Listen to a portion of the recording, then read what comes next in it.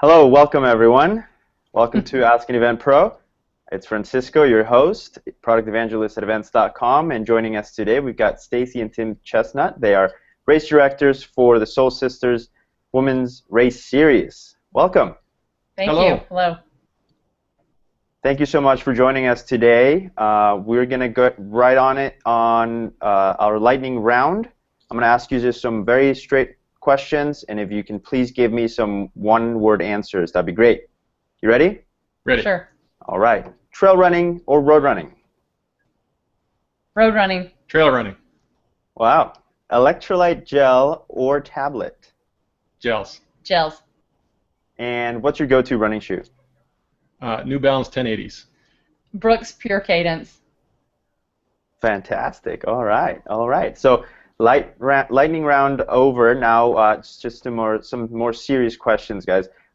Would love to understand. Tell us a little bit about the story of how you got started in the endurance industry. Well, in the industry, it basically started because we're both long-distance athletes. I just have to say that. I mean, I met my husband because we were both at the Ironman in Lake Placid. So we come to this as athletes, and then that tumbled into putting on events. Yeah, we've been traveling and doing runs and triathlons and various events for a long time. And Stacy had a bulldog, and when her bulldog Benny died, we thought it'd be nice to do something to commemorate him. We live right on a gorgeous park here in Nova Scotia on Shuby Park, and we decided we'd have a 5K trail run and raise some money for a charity. Homeless shelter, actually. Yeah, so it was Shelter Nova Scotia. We raised a bunch of money over years. We started with a 5K, and we resurrected a duathlon that had been gone for a number of years. So we had the 5K trail run on Saturday and the duathlon on Sunday, run, bike, run, duathlon, and we put them together as the Benny Bulldog Race Weekend, which was the first race weekend that had ever been held around here, and that just really took off. Yeah, so we were athletes who wanted to do good in the community, fundraise, and it started it, and commemorate the Bulldog, too. Yeah. Right. How long ago was this?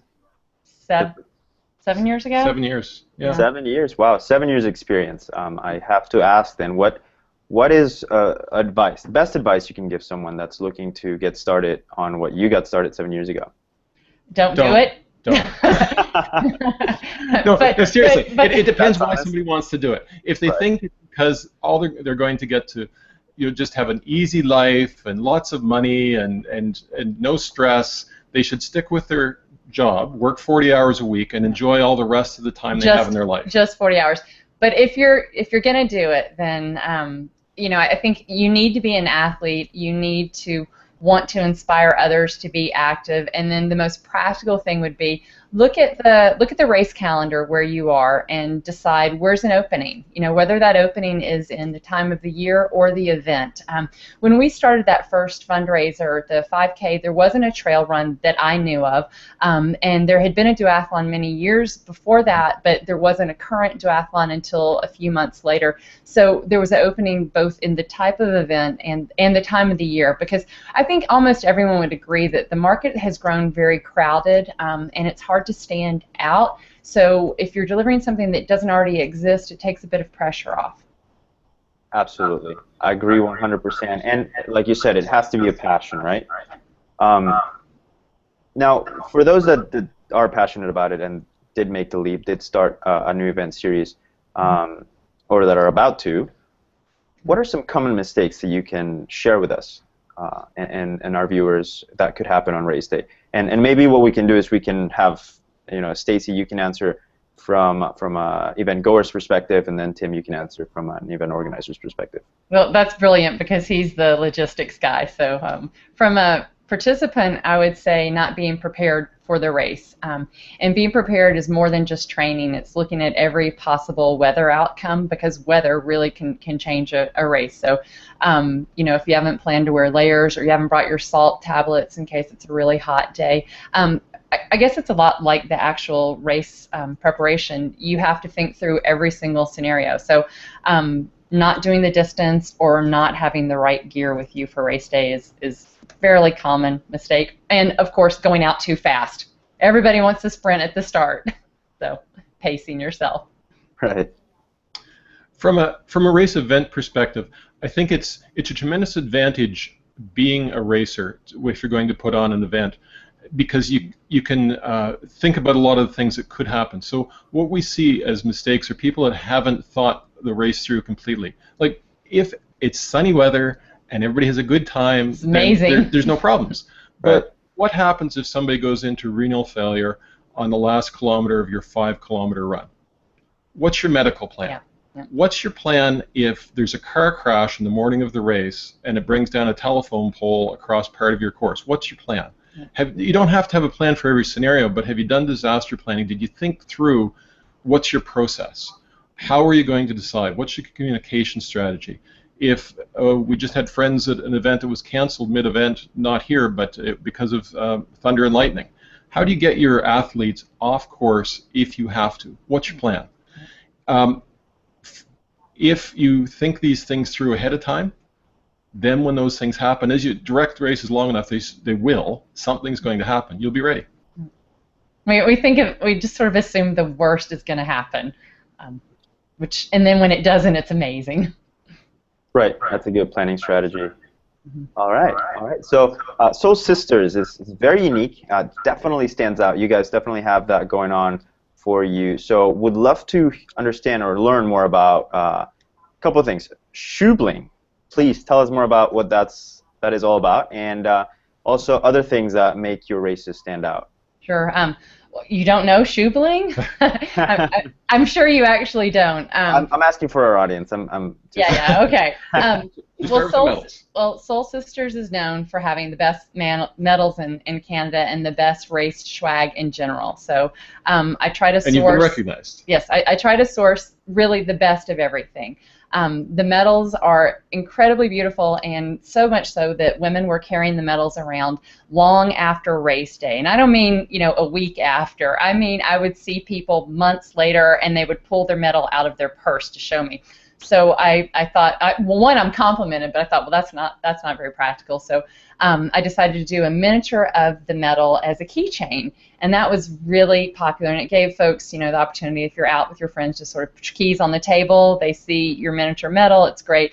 And then I was like, that was 2014. So then for 2015, I'm always trying to be innovative and come up with something else. I decided I wanted a miniature of the medal that would go on the shoe. So that if you're out and about, you can recognize other Soul Sisters. And also, long after the race is over, when you don't have a race on the calendar, sometimes it's hard to keep training. So I thought if they saw the reminder on their shoe, they would keep training. And yes, I have a shoe here with the shoe bling. So it's been really fun because I'm at races, and I don't know all my Soul Sisters. We're the largest women's 5K in Canada. I can't know all, 3,250. But I'll look down now at everybody's shoes, and when I see a Soul Sister, shoe bling, I'm pretty excited. So that was the answer to the shoe bling. I'm always trying to come up with the next unique thing for the girls. And I've got some announcements coming, but I'm all about surprise, so I can't tell you what we're going to do for 2016. You'll just have to wait and see. But I always think about, because it is a women's race, I think about what would look good for women. A shirt that they want to wear to run in or to wear with their jeans. So while they're always technical material, they're cut for a woman, and they look gorgeous. I'm wearing this year's shirt right now. So very nice. Yeah. Well, Stacy, maybe we'll have you on again at Asking Event Pro so we can tell the world about your upcoming. I would love to. One thing that I have announced is we're not just a 5K, and the 5K is amazing. We don't actually time the 5K because we found that women would run with their best friends if there wasn't a clock. If there was a clock, they'd be competitive. They wouldn't necessarily run with the same group of people. Yeah. But for our quarter and our half marathon that's happening October 2nd, 2016, we're going to make timing optional because I truly believe in the tagline, it's about finish lines, not finish times. And I don't know of any other race that lets you elect in or out of timing. So. Did you come up with it? I did. And it's because I had a couple of friends that they weren't going to do a race because they didn't want to have, they hadn't trained, they didn't want a record of a very slow time. So in the end, I did get them to do the race, but they pulled the timing chip off of their bib, and it was the only reason that they would do it. And it was like a light bulb. You know, I'm competitive. If I'm doing a half marathon, I want the time on record. But, you know, sometimes you get injured, sometimes you don't. Best laid, you know, plans don't always work out. I don't want a woman to not do the event because she's embarrassed or afraid someone will judge her on the time. I want her to do it because she's covered the distance, and I'm as proud of the distance as anybody, more so than anybody's finish time. So. Absolutely, absolutely. Now, I do have one more question for you guys, and I'd love to maybe split that up or let Tim talk a little bit. Okay. No. Same question for both of you. So we need 5 essentials that you keep on your bags during race day. So from you, hopefully we get 10 essentials. Okay. Duct tape, tie wraps, wire snips, knife, pliers. There's more, but those are probably the top 5. You know, I have to stop you right there because, sorry, Stacy. That's fine. It's what every event director tells me. I'm just thinking of a business idea. I'm going to come up with an event director toolkit. There aren't that many race directors, though. How are you going to make your mint? You're going to sell all 100 kits? I'll hire you, Stacy. So yes, I'll market it for you. Yes, please. By extension, if I, as a race director, logistics for a race think that's important, then every one of our key captains has a kit, has a little backpack with all those things in it. Because it's important to have the material, but you have to have it where you need it at the exact second you need it every time. Can you tell he's the director of logistics? So in my bag, there's a cell phone. There's my schedule of events that has notes for things I'm going to say also to the crowd and that sort of thing. A pen, because if I don't have a pen, I can't write down the things that come up. Water, and I learned the hard way to have a little bit of food because there was one year that I didn't have food, and I begged someone in an elevator to give me her takeout because I hadn't eaten all day, and I ate pad thai with my fingers because I didn't have utensils. So food. Sometimes it's better to eat with your fingers. Sometimes. You do what you got to do. Right.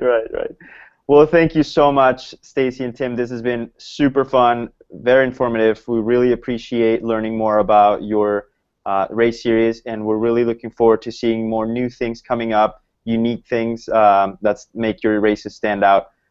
For the audience, if you have any questions for Stacy and Tim, please, this would be a great time to start sending those over so we can put them on the spot.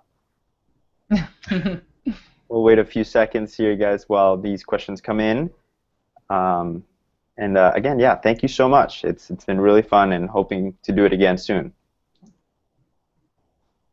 All right, I don't think we're getting any questions. Oh. I'm waiting for my producer to maybe tell me if we wait a little bit longer.